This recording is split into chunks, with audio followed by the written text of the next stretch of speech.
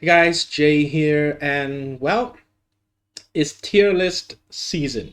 So I guess I would do one, right? Because why not? This kind of video actually got a lot of traction. Seems like the newer players are very interested in this kind of content. So I figure why don't I do one? So this obviously, as any other tier list, it is going to be heavily opinionated by myself, the creator of the tier list, because yeah, it's just what I made, right? I created it, so I will just use my own personal valuation to actually put together this tier list.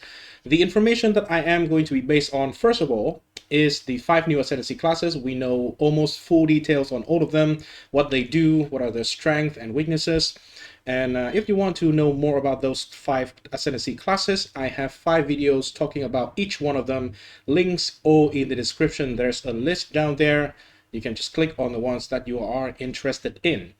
And then, other than that, you can see on the left side of the screen here, this side, this is the Ascendancy changes. So as far as I know, or from all that I read here, even though this patch note does not contain full information about everything, it is going to be much bigger than this patch note. There are a lot more information that is not currently in this patch note yet. However, it seems like the Ascendancy parts is currently all in here already. So based on this information and based on the general performance of those classes previously, I would like to put together a tier list of the classes that I think are going to be, first of all, good for starting the new league. Let's just call it a league for the sake of the simplicity. Or it is going to be strong for like meta builds and stuff like that. So without further ado, let's get into it. Okay, actually, with another further ado. So if you enjoy this content or if you find this helpful or interesting in any way, please consider to leave a like and subscribe to the channel. And now we actually, without further ado, get to the tier list. So first thing first, let's just use all the new classes first. I think the first one deserved in the #1 spot here is the Amazon. I think the Amazon, maybe in the end game build power, is not going to be the absolute strongest. However, I think it is just very straightforward. It just gets a lot of damage. It gets a lot of speed, so it is fast. It has a lot of damage. It can clears very well. It can actually works with some other archetypes, so we can use it with bows. We can use it with some quarterstaff skill. We can use it with crossbow, which is heavily buffed this patch, and obviously you can use it with the spear. Maybe if you want to, you can use it with, I don't know, a one-handed mace, fast attack, and use the molten lava thingy, right? We can do all of that. With the Amazon, it is going to be fast and deals a lot of damage. So I think overall, as straightforward as this class is, it deserves the #1 spot. Everybody really cannot go wrong with this class. You probably will have a decent to great experience playing this class, especially as the first character of the new league. So Amazon, #1. #2 in the S tier, Lich. I think Lich, in terms of potential power as an endgame build, can be stronger than the Amazon. Just personal opinion. But anyway, there is one thing that the Amazon have, but the Lich don't have. That is speed. The Lich does have some like clear speed built in the form of the explosion. However, it cannot compare to actual just movement speed and attack cast speed. Those things makes us feels much better. And so as a class without any real speed built into the Ascendancy, it will feel a little bit slower compared to, say, the Amazon or the Deadeye.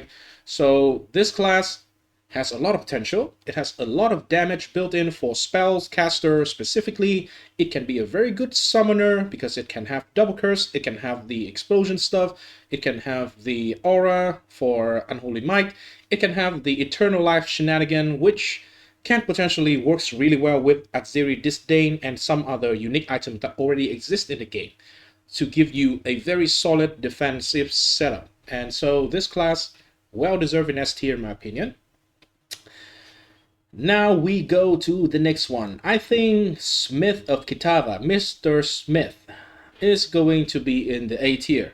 Why do I put it in the A tier? Well, this class have absolutely no damage or almost no direct damage to any visible build, basically.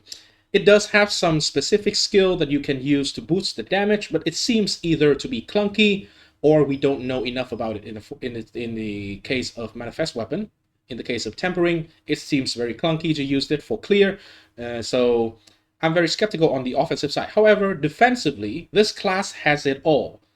It has the most insane amount of mitigation that you can have anywhere. It has insane synergy with the league start environment where everybody is poor as shit, and the gear that is available on the market is also very bad.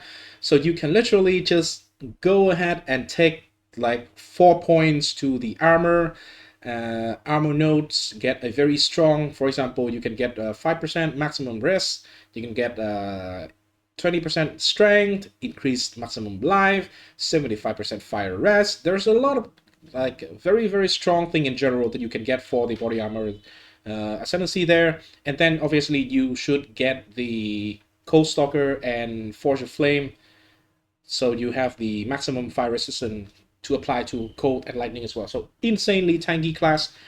So as an Ascendancy, because it is super tanky and straightforward, so you literally can build anything with it, really. Obviously, it is not really ideal place for starting as a caster build, for example, but still you can do everything. My plan for the league start, by the way, spoiler, it is going to be a spear user that is the Smith of Kitava.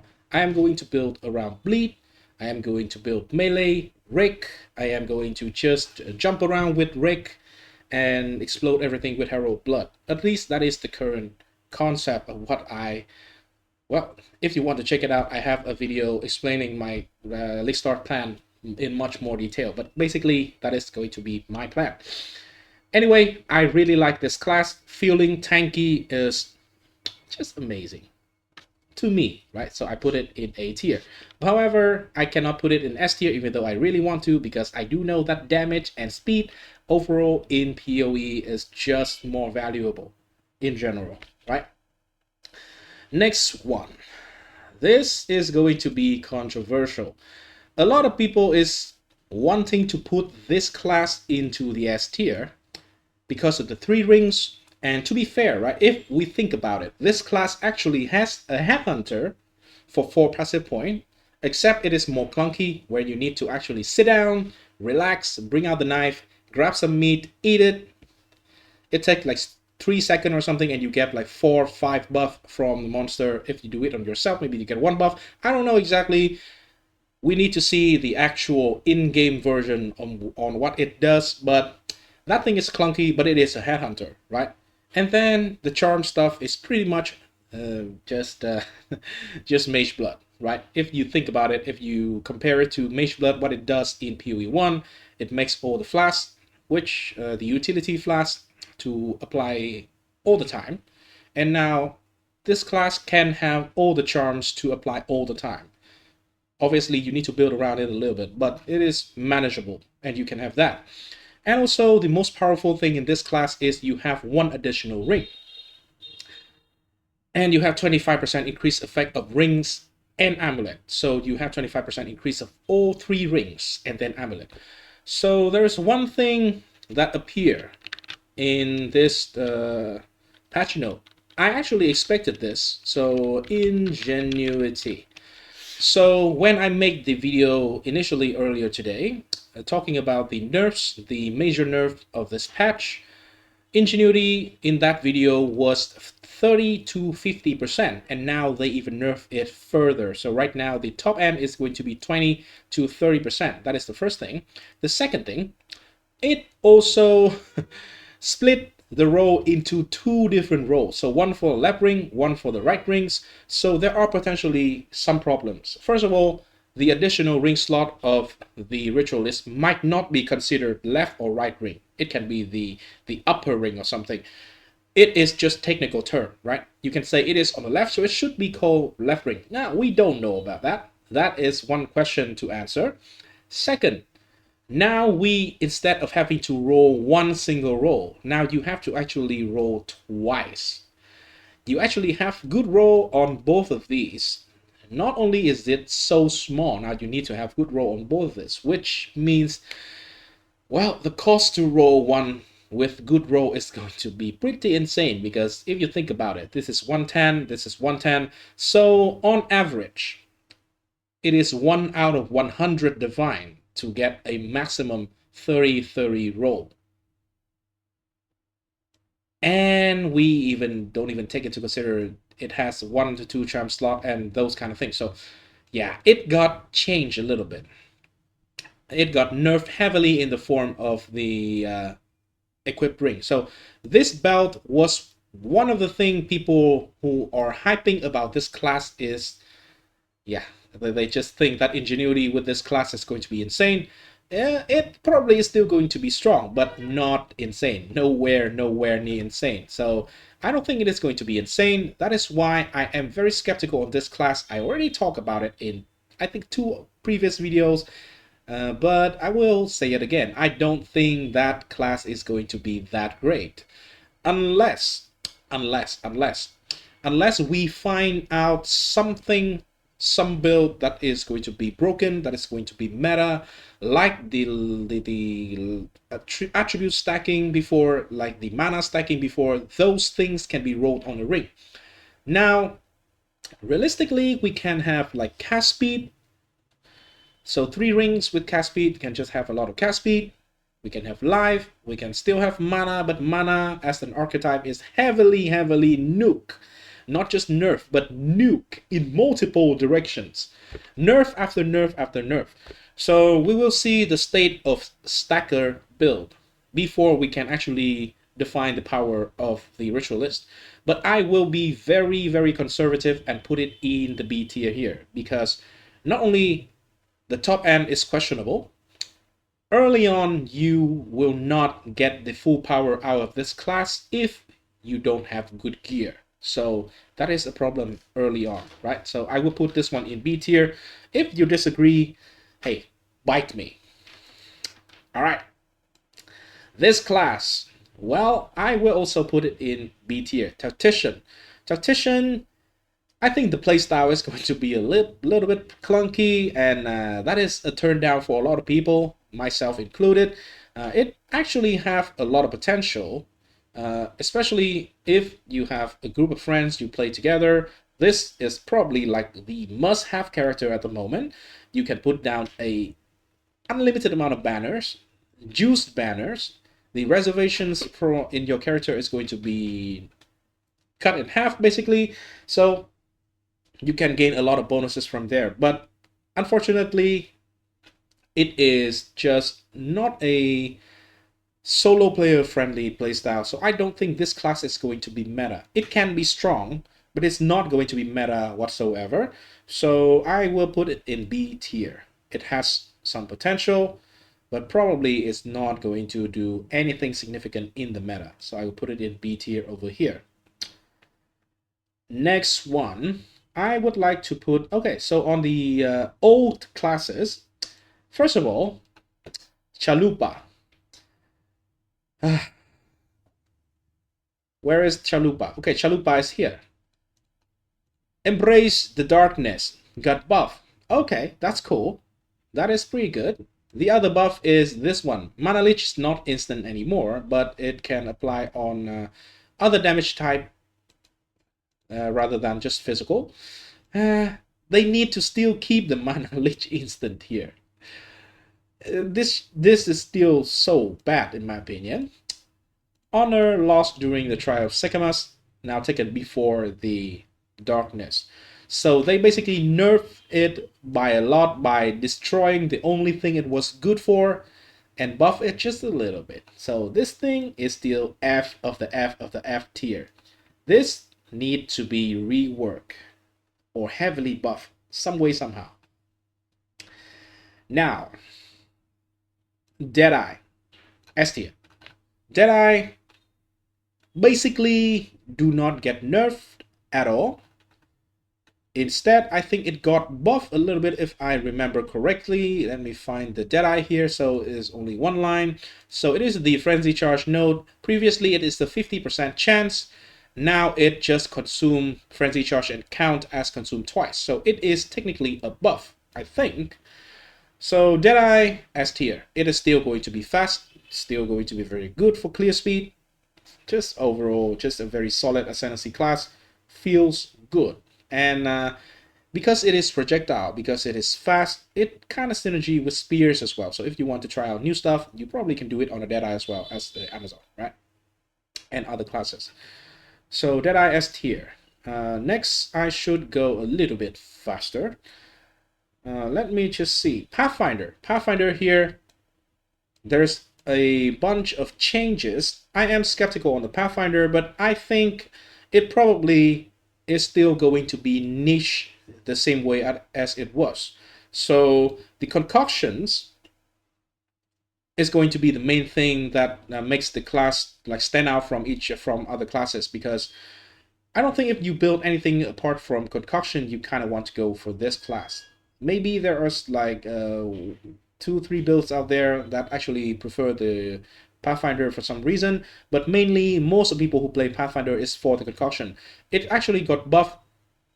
The majority of them got buffed. So I'm not sure if I don't recall the poison one to get buffed. Maybe it does as well, but all the other concoctions actually got buffed. And here we actually can select a immunity as 2 passive ascendancy point, if I understand this correctly. So there's a lot of useful option that we can go for the Pathfinder. It is more versatile. However, it still kind of is limited in the build that it can do, and it can do well. So I will put this one in B tier as well. Invoker Monk. Well, I will put this one in A tier. Invoker got changed a little bit, so it got nerfed for the evasion ascendancy. It is nerfed for the spirit ascendancy by around 25%, and the damage on the elemental expression skill got buffed, so this branch of the ascendancy got buffed. So overall, there's buff, there's nerf. The nerf is mostly the nerf is on utility and some defense, and the buff is on damage in the case of elemental expression. So I think this still overall is a solid class. It still gives a bunch of speed, it still gives a bunch of damage, and it's still going to be pretty solid. In the top end, it is going to be slightly weaker though, but the main problem with this class is just how bad the staff skills can be. But you can just play any elemental build with this one, really. You can play spear and trigger the elemental expression. That should look cool, right? So I think this is still a solid class. Anything that has a good amount of damage should be able to be in A tier. It should feels good to play. The same thing go for the Stormweaver. So the Stormweaver also got nerfed in multiple places. This one actually just got nerfed. So it was very OP. It just got nerfed in 4 different ascendancy. However, I still think that it is strong enough to be in A tier. The double shock is just an insane amount of damage, especially if you play around with some skill that benefit from it, even though it might get nerfed, but it's still very, very strong. And just strictly, this get a lot of damage skilling, some speed in the form of Arcade Search still. So even if mana got nerfed, I think this is still a solid ascendancy to start out, and you will probably still have a decent time with it. Maybe in the end game version, you should not have the insane power you used to have before, but it should be able to deal with everything in the game with relative comfortability. Okay. Bloodmage. This is strong but niche. So it does not have a lot of changes. I think it is still pretty much just if you want to go for some Bloodmage build that is kind of known to be good, then you go Bloodmage. If not, you don't go Bloodmage. It still have the downside of being a Bloodmage. You have to take the Sanguimancy node or the first node of the Bloodmage, and it is kind of weird for a lot of setup. So Blood Mage, I would say it's still niche, but it's still very strong, so I put it in B tier. Infernalist. Now, Infernalist used to be at least A tier, maybe S, with the demon form, because demon form is a very strong archetype. But now pretty much it is currently gutted. Maybe we just did not find any way because we don't have the game yet and we don't have the 100 new uniques yet. Maybe there will be a way to actually build around the demon form again. But the demon form, the way we used to build with it, is completely gone. If you want to know more detail, you can read this one. It basically, now you just degen with a flat amount, so you can no longer stack flat life regen with a very low total base life to bypass the downside of the demon flame stack. So I will put this one in here. Part of the reason why I put this one in here is because people who wants to try minion build this time around, seems everybody is very excited about the Lich, so probably Infernalist is going to fall down a little bit in priority. But in terms of power, I think it should be deserved in B tier. It should be still pretty solid for minion build, because it still have a bunch of spirit that you can get, and it still has some form of aura. It still have a minion that you can use for utility or debuffing or tanking in some cases. So it still have a bunch of things that can be helpful. However, because of Lich, I will just put this one down to C tier. Next, Titan. Titan, the hulking form is not changed. Titan got slightly buffed in damage for the damage with heavy stunned and for the aftershock. So it just have basically a 10% buff to the number of these two skills. So I think it is still a solid B tier. It can build a lot of builds. It is relatively versatile, but the main thing that is designed for, it can do pretty well as well. However, this one, because of the design playstyle for it, is still a very slow, bulky character. It's not for everyone, so Titan is still going to be a solid B tier. Warbringer. I'll put it on here. If you read this one, you will see that it got buffed a little bit. Here it can scale with AoE with a Warcry node, which basically affect one build. The Turtle Charm here, just a little bit more block chance, so that is kind of nice, I guess. This one, the Encased in Jade, actually grant guard. So it is like a fake life bar that cover your life, and it would just dissipate when you take a hit. So yeah, I am very, very skeptical of this class. I think this class has an identity, but it is so niche of an identity that it deserves to be in F, because there's not a lot of people playing this class. If I'm being honest, I think the only thing that this class is good for is probably still the Warcry explosion build. Yeah, Warcry build.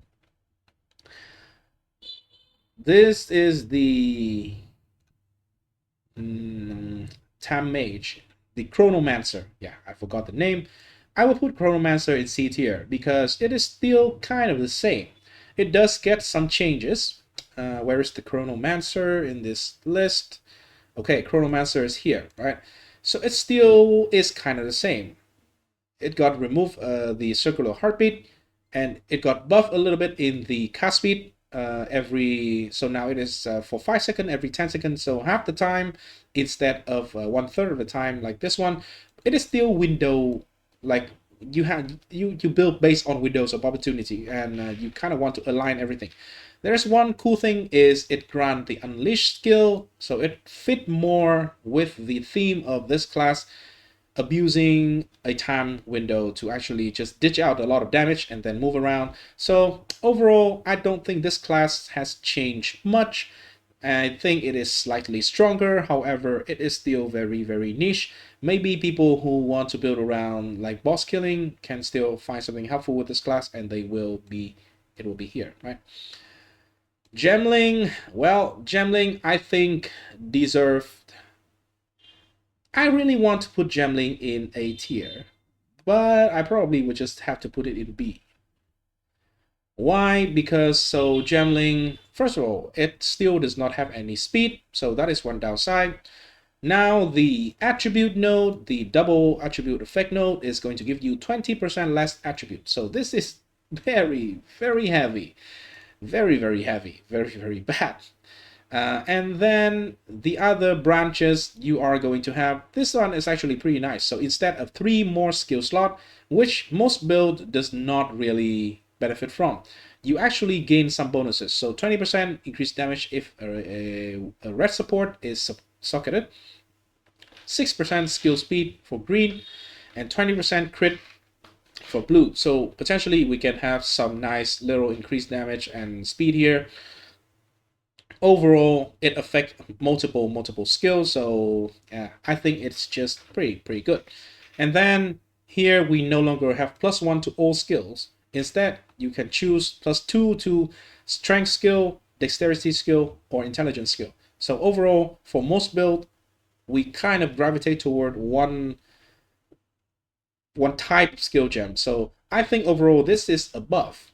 It just make it, we have a choice, and it will be more specific, and it will be stronger for that particular area. So I really want to put it in A tier. However, I think with the presence of all the other classes here, probably Gemling is going to stay in B tier for now. And last but not least, Witch Hunter. So Witch Hunter, I don't understand the reason, but the No Mercy here causes you to deal up to 40% damage to enemies based on their missing concentration. So previously is 30%, now it's 40%. So it's just a little bit more damage. I don't think that it's going to save this class. And then the next thing they decided to buff is this shitty node. They make it slightly less shitty, but it's still so shitty that I don't even want to read it out loud. I don't think anybody is going to use this node. Maybe I'm dead wrong, maybe it's good, but I don't think anyone is going to use this one. The problem for this class is, it's not this, I think. This class, by the way, I think one cool design way to get this one going is, if you have this Ascendancy, you have the Witch. The Witch has 3 Ascendancy. What if this guy would just have 1 generic branch and 3 other branch? Each one of them is going to be some form of direct counter into each of the witch classes. I think that will be a very, very cool design. For example, the witch is going to be a Infernalist, a Lich, and what is the other thing? Why I forgot. The Necro, and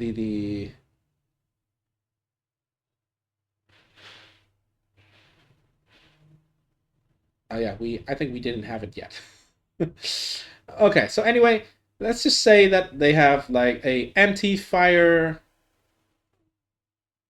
route for the Witch Hunter, an anti-chaos or anti-curse route for the Witch Hunter. So those kind of thing I think can be interesting, and thematically it will be pretty cool. So we have some rivalries within the Ascendancy classes themselves. So yeah, I will put this one in F tier along with these 3. These are still, to me, such an abomination. Alright, this one is obviously the worst. So yeah, this is my opinion on the tier list. So let me know what you think. And again, if you find this content helpful, interesting in any way, please consider to leave a like and subscribe. And stay tuned for more content very, very shortly. So yeah, peace.